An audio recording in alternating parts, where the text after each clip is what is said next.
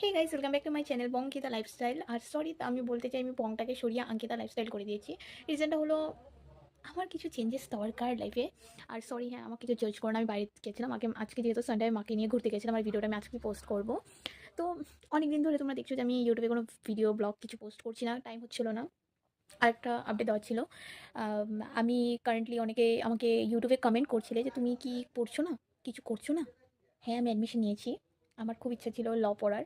তো আমি এন্ট্রেন্স দিই, আমার এন্ট্রেন্স ক্র্যাক হয়ে যায়, দেন আমি এখন বিএলএলবি ফার্স্ট সেমে আছি। আর গুয়াহাটি দিসপুর ল কলেজের থেকে আমি করছি। ফার্স্ট সেম আমার এক্সাম শেষ, আমার একটা সেমিস্টার হয়ে গেছে। এখন আমি তোমাদেরকে খবরটা দেখতে ভাবতে পারো কতটা নির্লজ্জ আমি। বাই দ্য ওয়ে, আমি সেই সব কথা বাদ দিয়ে আমি তোমাদেরকে একটা কথা বলতে চাই। কারেন্টলি আমি আমার লাইফস্টাইলটাকে একটু চেঞ্জ করেছি বলতে পারো। নিউ ইয়ারে একটা রেজলিউশন নিয়েছি। আমার না ছোটোবেলা থেকে খুব খুব একটা ইগো নেই বললেই চলে। কারণ তুমি আমার সাথে একবার খারাপ ব্যবহার করবে, তার পরবর্তী যে তুমি আমার সাথে একটু ভালো ব্যবহার করো, আমি তোমার সাথে আবার নিশ্চয়ই সেই ওয়েতে মিশে যাবো যে হ্যাঁ, তুমি তো আমার আপন আপন আপন। কিন্তু আমাদের সেলফ রেসপেক্টটা ছোটোবেলার থেকেই ছিল, সেটা বরাবর আছে। তবে কিছু কিছু ক্ষেত্রে না ইগোটা আনাও ঠিক দরকার। তুমি যদি মানুষের সাথে ভালো ব্যবহার করো, তোমাকে মানুষে ভেবে নেবে যে তুমি সবসময় অ্যাভেলেবেল আছো। আর সেটা একদমই হতে দেবে না, কারণ তোমাকে সেইভাবে মানুষে তোমাকে ইউজ করবে। লাইক এই 2025-এ আমাকে এত মানুষে ঠকিয়েছে না, বিশেষ করে টাকা পয়সার ক্ষেত্রে। লাইক বলে, ভাই আমাকে ফোন করে বলে আমাকে এই টাকাটা একটু দে না, দরকার আছে। আমি দিয়ে দিই ভাই, পরবর্তী বলে আমি তো আজকেই দেবো, তারপর ফোনই রিসিভ করে না। আর যদিও দুর্ভাগ্যবশত আমার ফোনটা রিসিভ করলো, দেন তখন সে এরকম রিয়াক্ট করে যেন আমি তার থেকে টাকা চাইছি, সে আমার টাকাটা আমাকে দিচ্ছে না।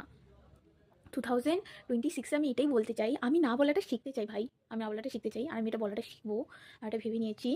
আর আদারওয়াইজ 2026-এ আমি চাই যে কন্টিনিউয়াসলি অ্যাটলিস্ট মিনি ব্লগগুলো তো আসবে। আমি এটা রেজলিউশন নিলাম, আমি পোস্ট করবো, খুব ভালোভাবে পোস্ট করবো। অনেক কিছু হয়ে গেছে 2025-এ, একদম ইরেগুলার ছিলাম। কিছু কিছু ক্ষেত্রে আমার অনেকগুলো ইচ্ছা পূরণ হয়েছে, হয়তো তার জন্য আমি হাওয়াতে উঠছিলাম, আমার যেটা ফিল হচ্ছে। কারণ কি আমি অনেক কিছুকে টেকেন ফর গ্রান্টেড নিয়ে নিয়েছিলাম। আমি দেখছিলাম আমাকে মানুষ টেকেন ফর গ্রান্টেড নিয়েছে, কারণ কি যখন আমি কিছুকে টেকেন ফর গ্রান্টেড নেবো, তখনই মানুষ আমাকে টেকেন ফর গ্রান্টেড নেবে। So be kind yourself. আর হ্যাঁ, যদি কিছু ভালোবাসতে হয় নিঃস্বার্থে, তুমি ভালোবাসো। পশু পাখি, বাচ্চাদেরকে, বয়স্ক মানুষদেরকে। কারণ কি সেগুলো তুমি নিজে থেকে ভালোবাসছো না, তোমাকে ভগবান চুজ করেছে যে ওদেরকে ভালোবাস, তার জন্য তুমি ভালোবাসো। এটা সবসময় মাথায় রাখবে। আর হ্যাঁ, আমার লাইফেও এখন অনেকগুলো আমি প্যাটস আছে। বলবো না, আমার আমার পার্সোনাল একটাই আছে। আদারওয়াইজ বাইরে কিছু স্ট্রিট ক্যাটকেও আমি ফিট করি, ডগস থেকে ফিট করি। আমি আগে একদম পছন্দ করতাম না, বলতে খারাপ পেতাম না, বাট ভয় পেতাম। কিন্তু জানি না, একটা কিছু বানাবার থেকে আরেকটা প্রতি মাই নিয়ে এসে পড়ে। হয়তো ভগবান আমার মধ্যে অনেক কিছু চেঞ্জেস আসছে। আমি একজন ভালো মানুষ, সেটা আমি জানি। তোমরা মনে করো বা না করো, আই ডোন্ট কেয়ার। এতটুকু বলার ছিল। তো ভিডিওটা ভালো লাগলে লাইক শেয়ার সাবস্ক্রাইব করে দিও। এটাতে কিছু করিনি, আমি বাস আমি একটু ভেজাল মারলাম। আদারওয়াইজ আমি এটাই বলতে চাই, নিউ ইয়ারে নিজেকে সময় দাও, নিজেকে প্রায়োরিটিতে রাখো। আর হ্যাঁ, যে তোমাকে ভালোবাসে তুমি তাকে ভালোবাসো।